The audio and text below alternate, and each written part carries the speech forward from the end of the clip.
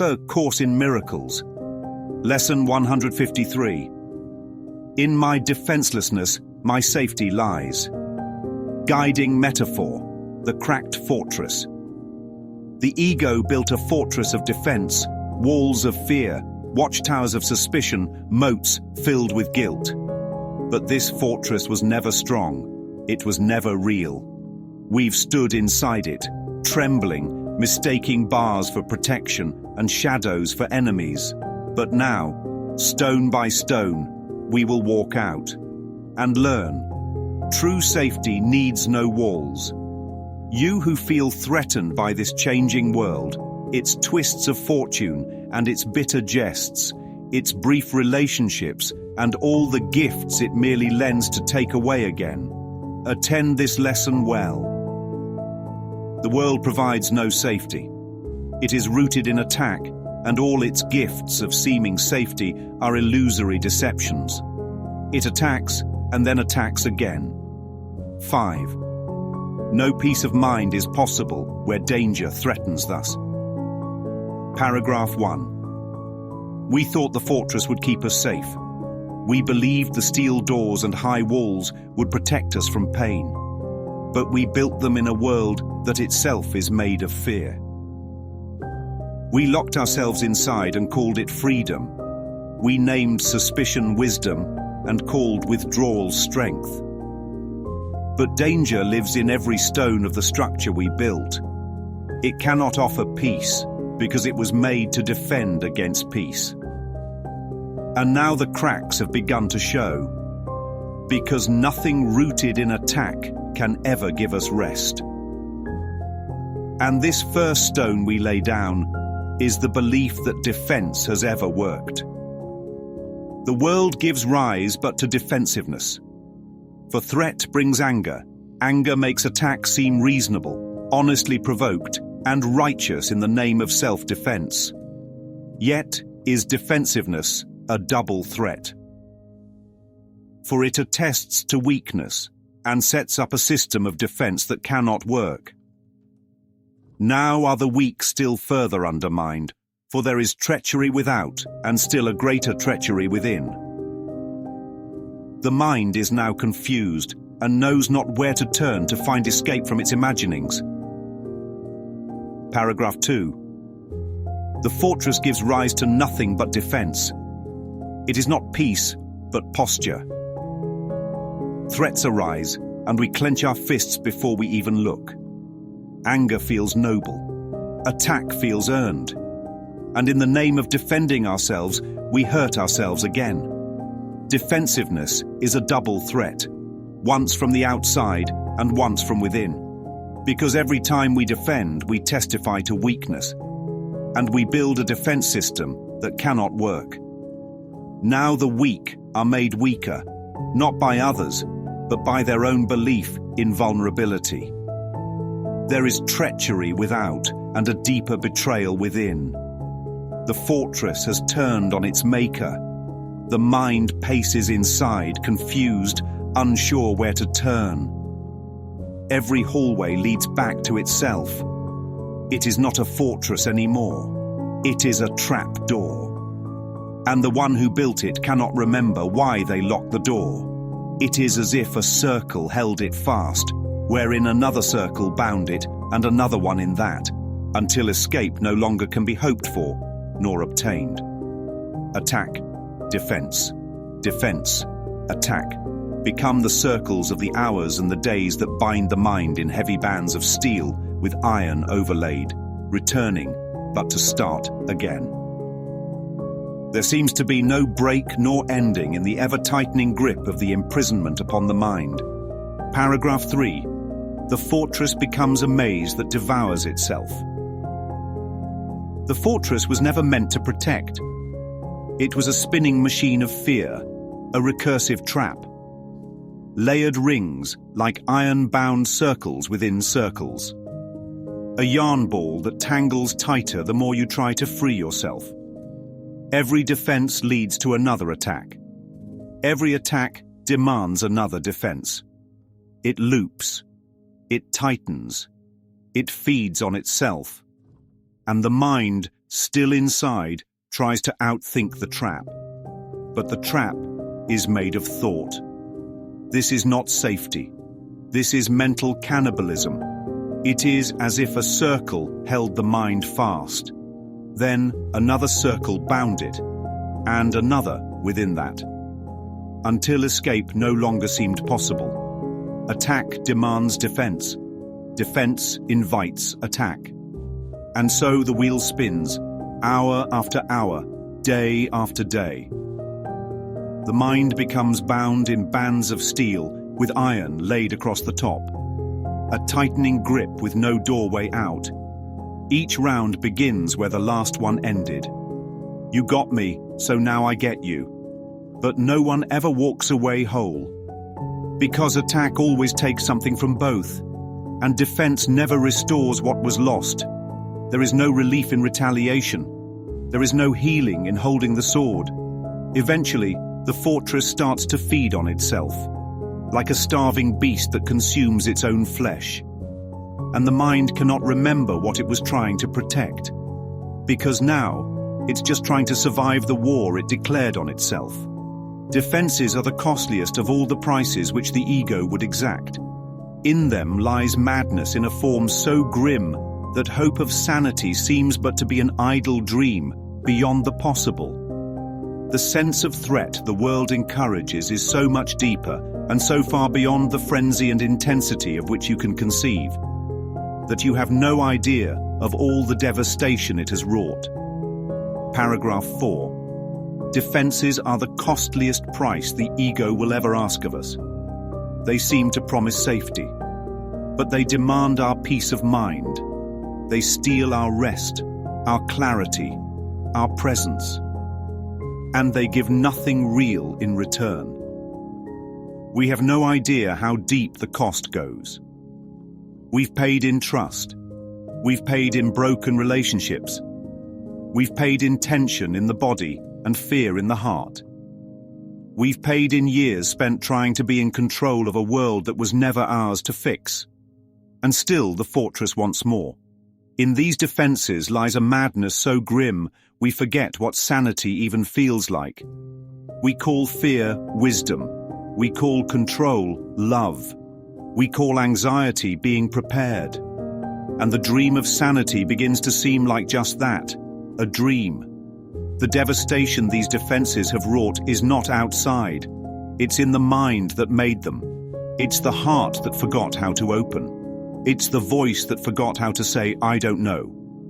And this is the price, a self turned against itself in the name of survival. You are its slave. You know not what you do in fear of it. You do not understand how much you have been made to sacrifice, who feel its iron grip upon your heart. You do not realize what you have done to sabotage the holy peace of God by your defensiveness. For you behold the Son of God as but a victim to attack by fantasies, by dreams, and by illusions he has made, yet helpless in their presence, needful only of defense by still more fantasies and dreams by which illusions of his safety comfort him. We thought the fortress was solid. Then we saw it was circular. Then we saw it demanded sacrifice. And now we realize it's made of nothing but images. Reflections of reflections. We see ourselves as helpless. We see the Son of God as weak. We forget we are dreaming. And we make more dreams to protect us from the first dream. It's an echo chamber of fear, a mirror world of illusions fighting illusions. And we are caught in the middle, forgetting that we are dreaming at all. You have become a slave to the system of defense you built. You bow to its logic without question. You obey its orders without pause. And in fear of it, you forget that you made it. You do not understand how much you have given up. You do not see the cost. The iron grip on your heart is not coming from the world.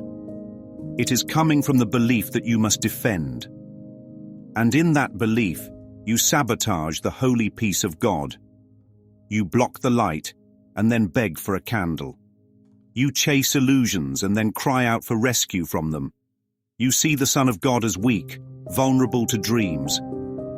You see him under attack by fantasies he himself projected. And instead of waking, you double down on dreaming. You build more illusions to protect yourself from the first ones. You create shadows and then armor yourself against them.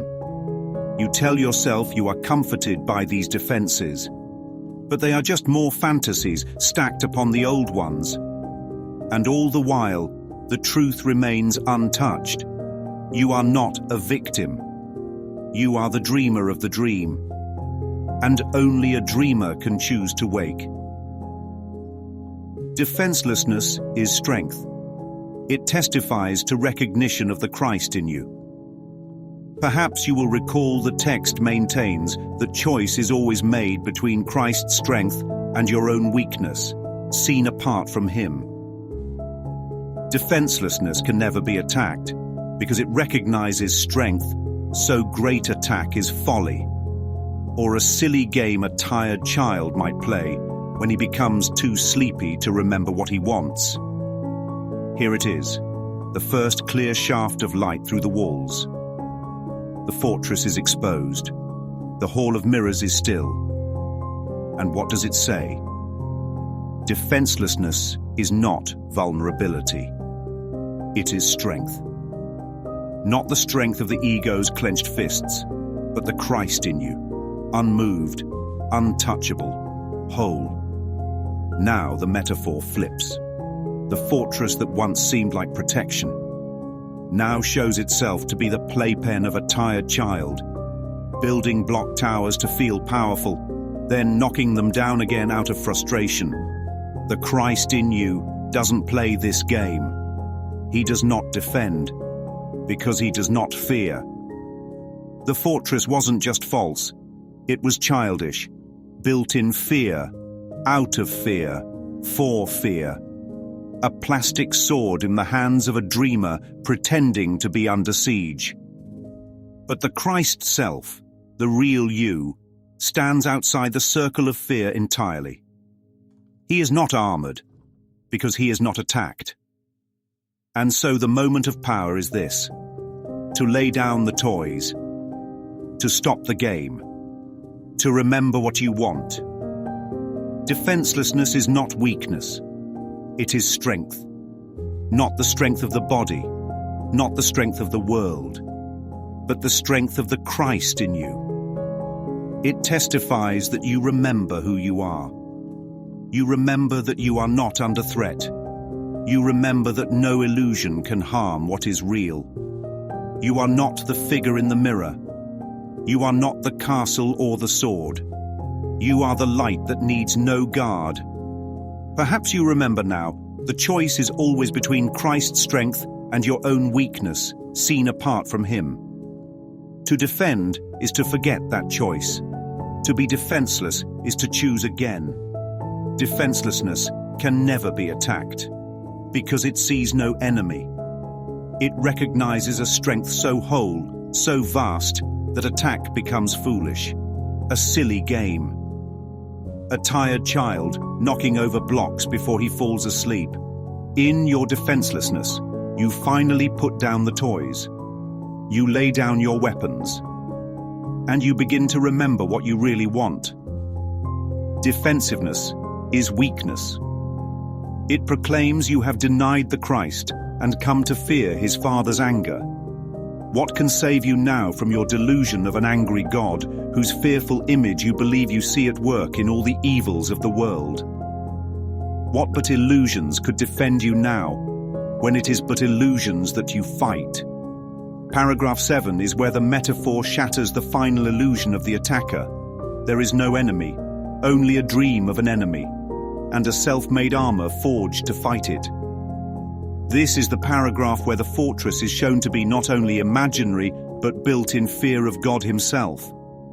That's the deepest layer of the trap. The ego says, you've betrayed God, he is angry, defend yourself.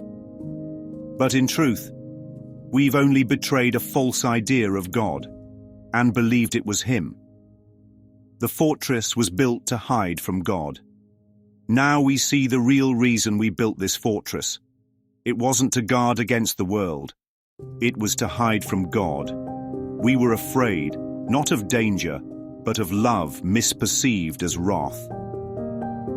And so we fashioned illusions to fight other illusions, and built it all on top of that one terrible lie, that God is mad at us.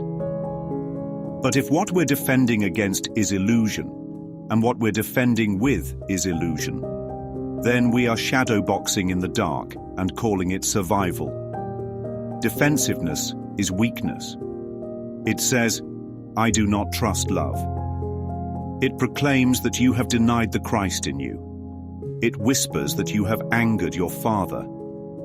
And it tells you that He is coming for revenge. That is why you are afraid, not of the world, but of what you believe God will do to you. You think you see His anger in every loss, every injustice, every storm. And so you fight shadows, using more shadows as weapons. What but illusions could defend you now when it is only illusions that you fight? You defend against dreams, with more dreams. And you call this safety. This is the depth of the madness. You imagine God is your enemy, and you build a fortress of fear to protect yourself from love. But no illusion can save you from what never attacked. You are not under threat. You are under a spell. And the spell is fear of God. We will not play such childish games today. For our true purpose is to save the world, and we would not exchange for foolishness the endless joy our function offers us. We would not let our happiness slip by because a fragment of a senseless dream happened to cross our minds, and we mistook the figures in it for the Son of God, its tiny instant for eternity. Paragraph 8. We step out of the sandbox. The fortress is gone. The mirrors are dust. The fear of God dissolves like fog in the morning. And now we look around and realize we've been in a sandbox all along. We took the plastic soldiers and imagined a world war. We thought the plastic shovel was survival. We mistook the dream figures for the Son of God. And we mistook a blink of time for all of eternity. But we are not here to play those games anymore. We are here to wake up the world. We will not play such childish games today. We will not trade our function for fear. We will not exchange our joy for judgment. We will not forget why we came.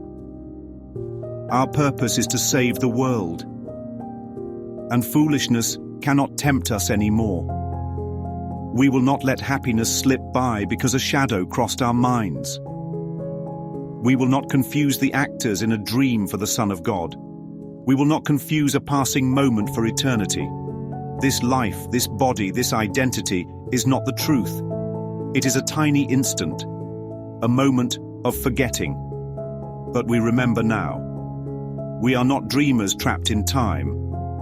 We are light remembering itself.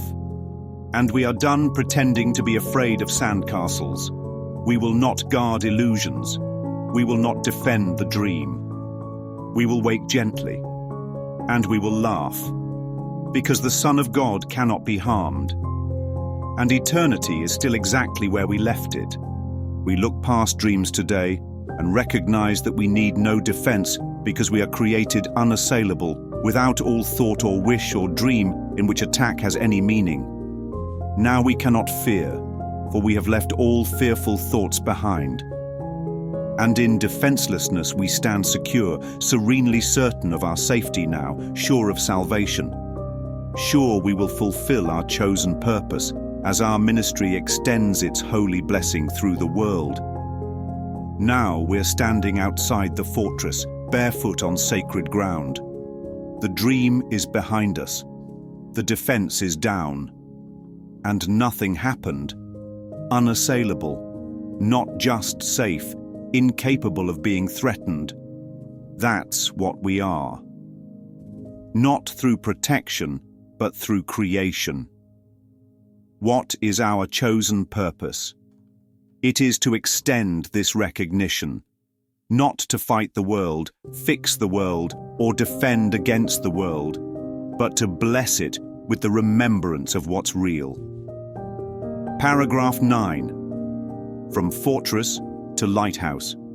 Now we rise. No longer behind walls, no longer in a trap, no longer spinning in illusion. We become what we always were.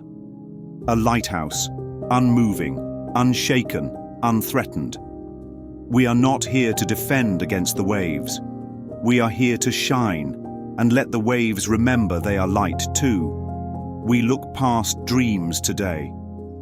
We no longer stare at shadows and call them truth. We no longer guard illusions. We no longer defend against what was never real. We recognize now we need no defense, because we are created unassailable. There is nothing in us that can be attacked. There is no thought, no wish, no dream in which attack makes sense. So now we cannot fear. We have left all fearful thoughts behind. And in defenselessness, we finally stand secure, not by wall or weapon, but by truth. We are serenely certain of our safety now, because safety is what we are. We are sure of salvation, because salvation is simply remembering what was never lost. And we will fulfill our chosen purpose, not through effort or control, but by allowing our ministry to extend. Our blessing spreads across the world, not by force but by presence, not by correction but by light, not by defense but by stillness. We are no longer guarding the dream. We are waking the dreamers. Be still a moment, and in silence think how holy is your purpose, how secure you rest, untouchable within its light. God's ministers have chosen that the truth be with them. Who is holier than they? Who could be surer that his happiness is fully guaranteed? And who could be more mightily protected? What defense could possibly be needed by the ones who are among the chosen ones of God, by his election and their own as well? Paragraph 10. The fortress is gone. You are the sanctuary now. There's no fortress anymore. No battleground. No hiding place. You are the sanctuary now. And not just you. Every mind that awakens remembers. We are all the chosen ones because the choosing was never about separation. It was about undoing the belief in exclusion altogether. Be still a moment. And in silence, remember how holy your purpose is. You are no longer here to fight. You are no longer here to hide. You are here to remember. And your remembering heals the world. How secure you rest now, untouchable within the light of your true purpose. You do not need to guard anything. You are held in something far greater than defense. God's ministers have chosen that the truth be with them. Not because they are better, not because they are special, but because they have stopped resisting what was always true. Who is holier than one who remembers their wholeness? Who could be more certain of joy than the one who no longer chases it? Who could be more protected than the one who knows there is no threat? What defense could possibly be needed by those who know they are chosen by God, not to be different, but to remember that no one was ever left out? You are not chosen instead of others. You are chosen as a witness that all are chosen. You are not the exception. You are the evidence. And so you carry the light not for glory, but because it belongs to everyone. It is the function of God's ministers to help their brothers choose as they have done. God has elected all, but few have come to realize his will is but their own. And while you fail to teach what you have learned, salvation waits, and darkness holds the world in grim imprisonment. Nor will you learn that light has come to you, and your escape has been accomplished. For you will not see the light until you offer it to all your brothers. As they take it from your hands, so will you recognize it as your own. This is the part where the course pulls no punches. You can't wake up alone, because there is no alone. There's no private light, no private escape, no private heaven. And no such thing as I got mine. It says, you won't even know you're free until you're willing to offer that same freedom without exception. Why? Because that's the only way you'll believe it's yours. This paragraph is about breaking the final illusion that awakening is personal. It's not. Paragraph 11, the lighthouse must shine. By now, the fortress is gone. You are the sanctuary. But if the light stays locked inside, it becomes another form of defense. You are no longer here to be safe within yourself. You are here to shine, because only in giving do you finally see you have it. You don't wake up by hoarding the truth. You wake up by extending it. The lighthouse is not enlightened because it has light, but because it gives light without reserve. It is the function of God's ministers to help their brothers choose as they have done. You do not awaken by standing apart. You awaken by reaching back. God has elected all. No one is excluded. But few have come to realize that His will is their own. And until you teach what you have learned, salvation waits. The light stays hidden, and the world remains in grim imprisonment. You may have seen a glimpse of freedom, but until you offer it, you won't believe it was real. You cannot carry light and keep it to yourself. You will not know that life has come to you until you give it away. You will not feel the chains fall from your hands until you help your brother unlock his own, for he takes the light from your hands, and only then will you recognize it as your own. You are not the source. You are the vessel, and what passes through you is what awakens you. Salvation can be thought of as a game that happy children play. It was designed by one who loves his children and who would replace their fearful toys with joyous games which teach them that the game of fear is gone. His game instructs in happiness because there is no loser. Everyone who plays must win, and in his winning is the gain to everyone insured. The game of fear is gladly laid aside when children come to see the benefits salvation brings. Now we finally see it for what it is. This was always a game. The dream of fear was never a punishment. It was a game we played when we forgot what joy was. And now, salvation is offered as a new game, not of judgment, not of sacrifice, but of shared joy, where no one loses and no one leaves anyone behind. This is where the sandbox becomes sacred again, not because it's real, but because it's repurposed. No longer a battlefield, but a classroom of light. Paragraph 12. The game of God's children. We return to the child's world, but now with eyes open. We put down the toy weapons. We stop pretending that fear was fun. And now, we play a new game. A game where no one loses, because every win is shared. A game that teaches us. Fear was never real. Attack never made sense. And love was always underneath it all, waiting to be remembered. Salvation can be thought of as a game that happy children play. It was created by one who loves his children deeply and who would gently replace their fearful toys with games of joy, games that teach them they are safe, games that remind them the game of fear is over. This game instructs in happiness. Because there is no loser. Everyone who plays must win. And in his winning, the game becomes victory for everyone. No one is left behind. No one is cast out.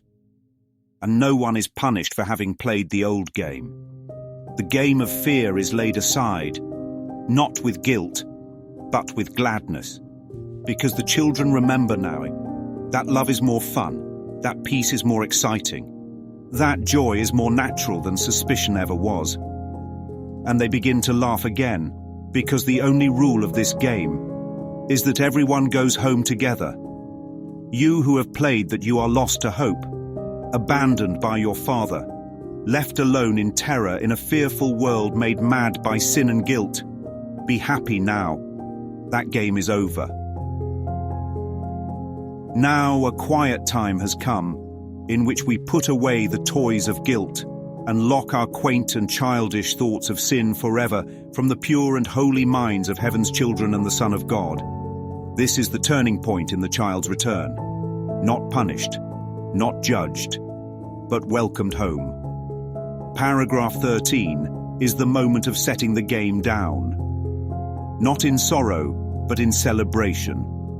We finally admit, I was pretending to be lost. I was playing as if I had been abandoned. But my father never left. I never left him either. The toys of guilt, put away. The stories of sin, locked out of a mind that's too holy to house fear anymore. Paragraph 13. The toys are put away. We've gone from fortress to trap to mirror to light. And now we're in the nursery of the soul, gently folding up the toys of separation and placing them in a box marked not needed anymore. No more playing the orphan. No more pretending we were abandoned. The Son of God has outgrown the nightmare. And the only thing left now is joy. You have played the game of being lost. You pretended that hope was gone. You imagined yourself abandoned by your father, alone in terror, in a world made by guilt and sin. But be happy now. That game is over. No one is mad at you for playing. No one is punishing you for forgetting.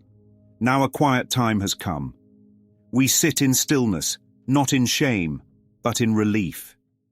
And we put away the toys of guilt. We no longer need them to feel safe. We no longer want them to feel real.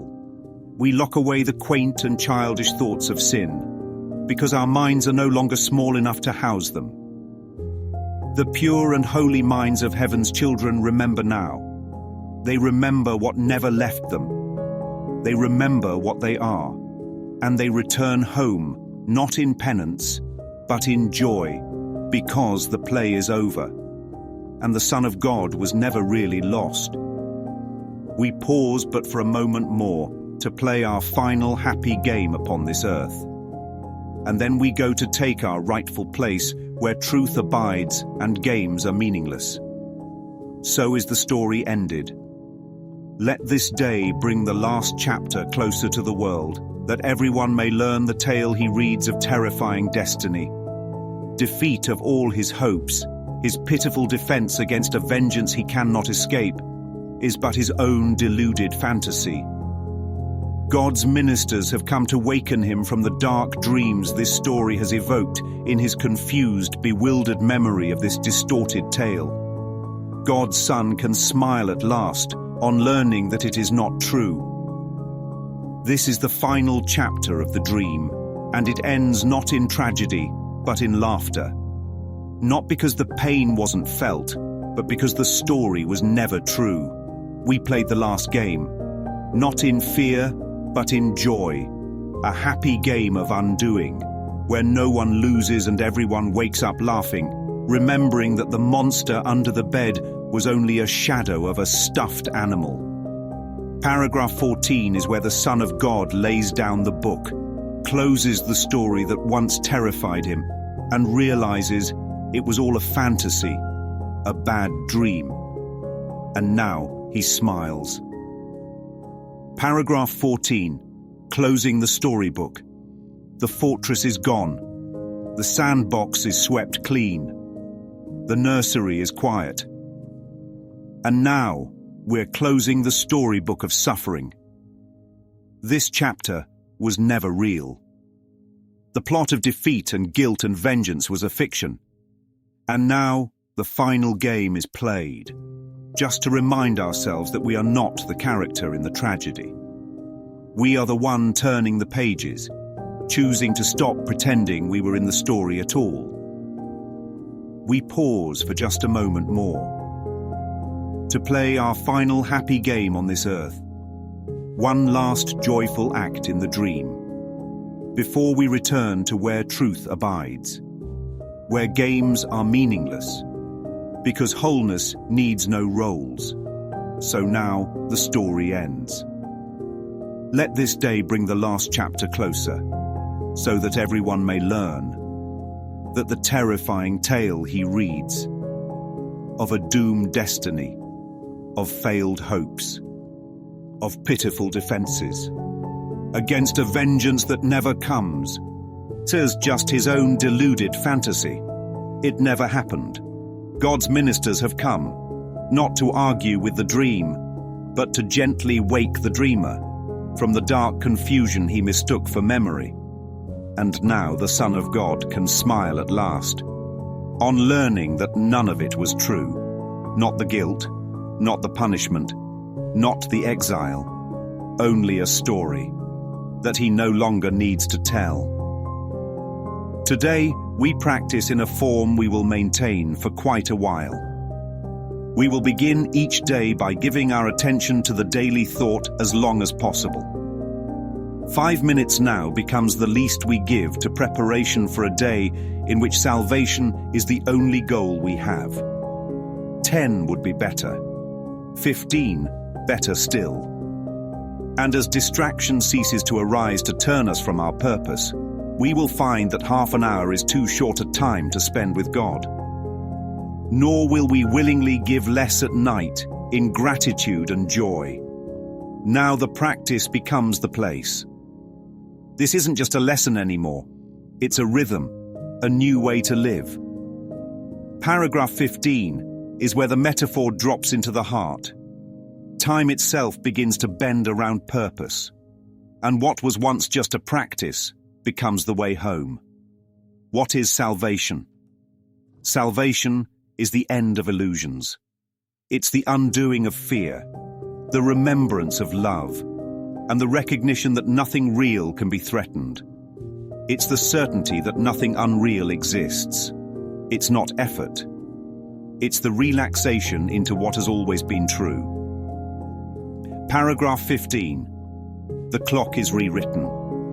There is no fortress, no game, no exile. Now we're in communion. And time itself begins to heal. We used to spend our minutes defending ourselves.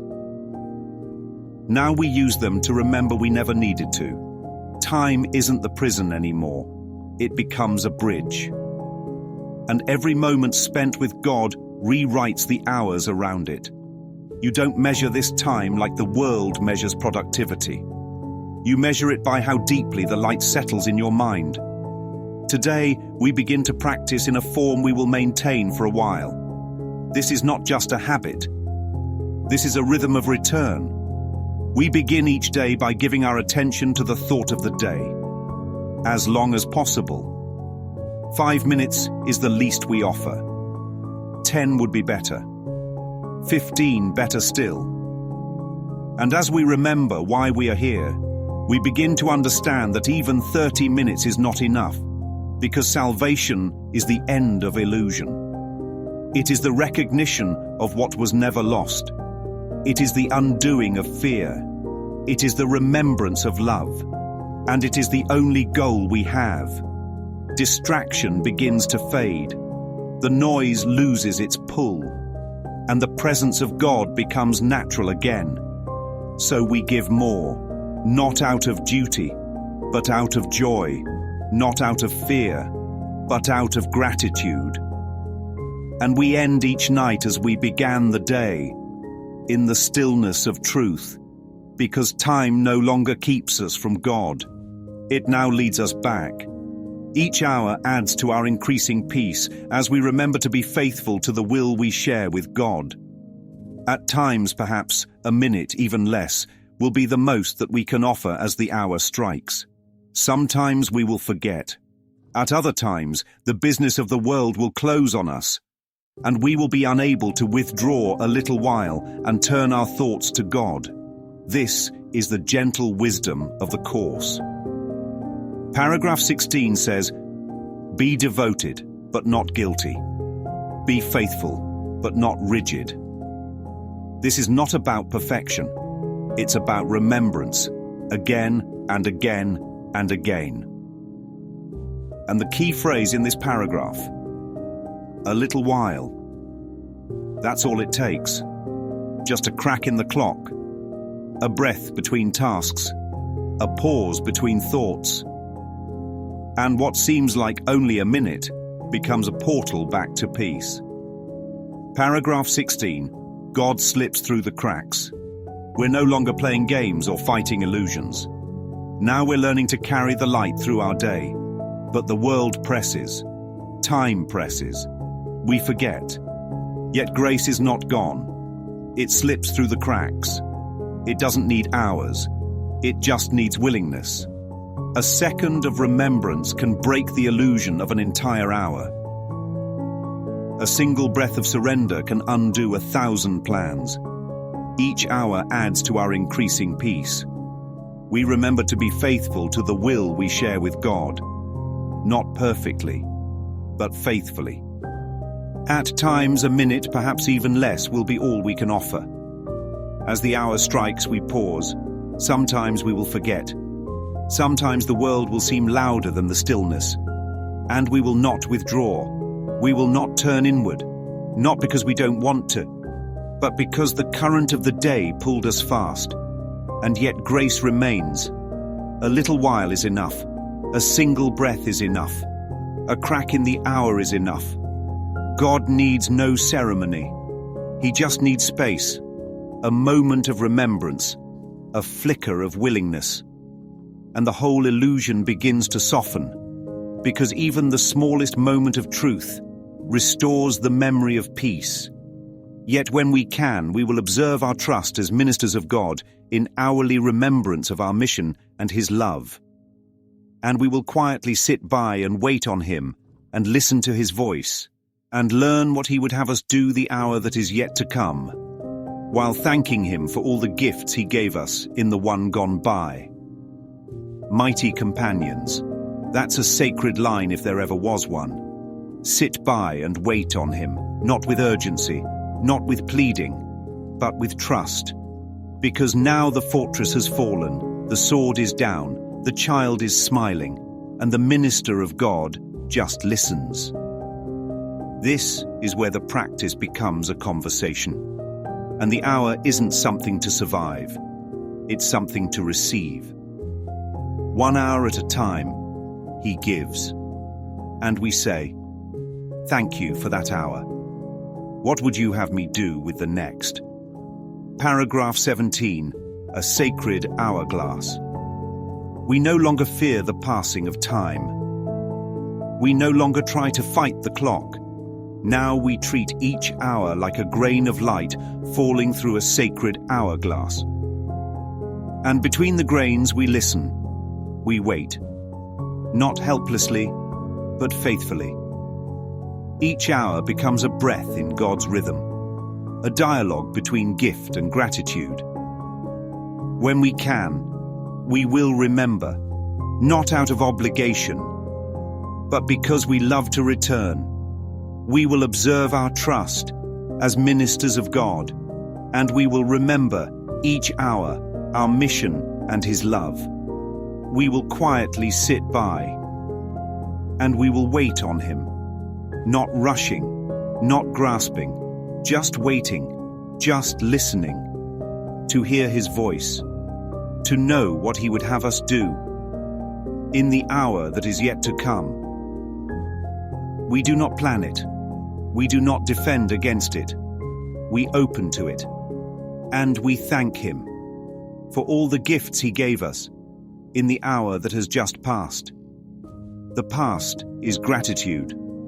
The future is trust. And in this hour, we rest with him. In time, with practice, you will never cease to think of him and hear his loving voice guiding your footsteps into quiet ways where you will walk in true defenselessness. For you will know that heaven goes with you. Nor would you keep your mind away from him a moment, even though your time is spent in offering salvation to the world. Think you. He will not make this possible for you who chose to carry out his plan for the salvation of the world and yours? Now we're walking with no sword, no fear, no doubt. Not because we've mastered anything, but because we've surrendered everything. This is where defenselessness becomes your walk, not just your practice. It's no longer a lesson. It's a way of being. And what is this walk? It's not flashy. It's not loud. It's not trying to convert or convince. It's quiet because it is certain. It is gentle because it knows heaven goes with you.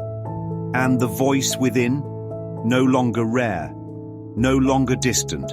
It becomes the constant rhythm of trust whispering every step. Paragraph 18. From fortress to footsteps. We began behind walls, afraid, defending, but now we are walking. No fortress, no shield, no separation. The ground beneath us is peace. The path before us is gentleness. And we walk with heaven not above us, but within us. This is true defenselessness, not waiting to be attacked, but knowing there is nothing to defend against. In time, with practice, this becomes your rhythm. You will never cease to think of him, not out of discipline, but because it becomes natural. You will hear his loving voice, guiding your footsteps into quiet ways. Paths without conflict, decisions without fear, places where only peace makes sense. You will walk in true defenselessness, not because you've become strong, but because you've remembered you are not alone. You will know that heaven goes with you, everywhere, every time, and you will not want to keep your mind away from him, not for even a moment. Even though your time is spent offering salvation to the world, you are not drained. You are sustained. You give, and you are filled. You extend, and you are renewed. Do you think he will not make this possible? For you who have chosen to carry out his plan, for the world's salvation, and your own. Today, our theme is our defenselessness. We clothe ourselves in it as we prepare to meet the day. We rise up strong in Christ and let our weakness disappear as we remember that his strength abides in us. We will remind ourselves that he remains beside us through the day and never leaves our weakness unsupported by his strength. We call upon his strength each time we feel the threat of our defenses undermine our certainty of purpose. We will pause a moment as he tells us, I am here. Now the armor is not iron, it is light. And what we wear today isn't for protection, it's for remembrance. We clothe ourselves in defenselessness because we finally know it's invincible, not because of what it does, but because of what it reveals. We are not alone. We never were. Paragraph 19 is the moment you open the door, step outside, and remember, you are accompanied by strength that is not of this world, but that walks with you through all of it. And that voice, it doesn't say, worship me. It says, I'm right here. No cross, no grave, no myth, just presence. Paragraph 19. Our robe of light. The fortress has long since fallen. The story has closed. Now each morning we robe ourselves in something new, defenselessness, not as vulnerability, but as the garment of the Christ, a robe made not of fabric, but of certainty, of presence, of stillness. We wear it not to block the world, but to walk through it untouched. Today our theme is our defenselessness. We clothe ourselves in it. As we prepare to meet the day, we rise up strong in Christ and let our weaknesses disappear. Because His strength abides in us, we remind ourselves that He remains beside us through the day. He never leaves our weakness unsupported. We are never left to handle anything alone. Each time we feel the threat of our old defenses, each time fear asks us to build a wall again, we pause and we call upon His strength and we listen for His voice. And He says, I am here. I'm right here. Not on a cross, not buried in a grave. I'm here where I've always been, inside you, beside you, as you. And you walk forward now. Not armored, but robed in light. Your practicing will now begin to take the earnestness of love to help you keep your mind from wandering from its intent. Be not afraid nor timid. There can be no doubt that you will reach your final goal. The ministers of God can never fail because the love and strength and peace that shine from them to all their brothers come from Him. These are His gifts to you. Defenselessness is all you need to give Him in return. You lay aside but what was never real to look on Christ and see His sinlessness. Mighty companions. That's the closing bell. That's the final breath of lesson 153. And it lands like a whisper and a roar all at once. Defenselessness is all you need to give Him. Not perfection, not performance, not theology, just the dropping of the sword, just the opening of the hand. That's all He ever asked. Not that we fix ourselves, but that we stop pretending we were broken. This last paragraph is the graduation moment. The robes of light are on. The story is over. And now the walk continues. Not because we're trying to be ministers, but because we've realized we already are. Paragraph 20. No more fortress, only reflection. The fortress never kept you safe. The armor never made you strong. And the war was never real. Now you stand, not as a soldier, but as a mirror of peace. You don't give sermons. You give presence. You give eyes that see innocence again. You give silence that listens without fear. And what you receive in return? Everything. Because when you lay aside what was never real, you finally see what is. Your practicing now begins to deepen, not with strain, but with the earnestness of love. This love helps you keep your mind from wandering, not by force, but by remembrance. Be not afraid. Be not timid. You are not walking this path alone. And there can be no doubt you will reach your final goal. The ministers of God can never fail, not because of who they are, but because of what flows through them. Love, strength, peace. These shine from them to every brother, because they come from Him. These are His gifts to you. And what is asked in return? Only this, defenselessness. You need only stop pretending. You need only stop guarding what was never true. You lay aside what was never real. To look on Christ, to look on your brother, to look on yourself, and to see sinlessness, not earned, not achieved, just remembered, because it was always there, waiting to be seen without fear.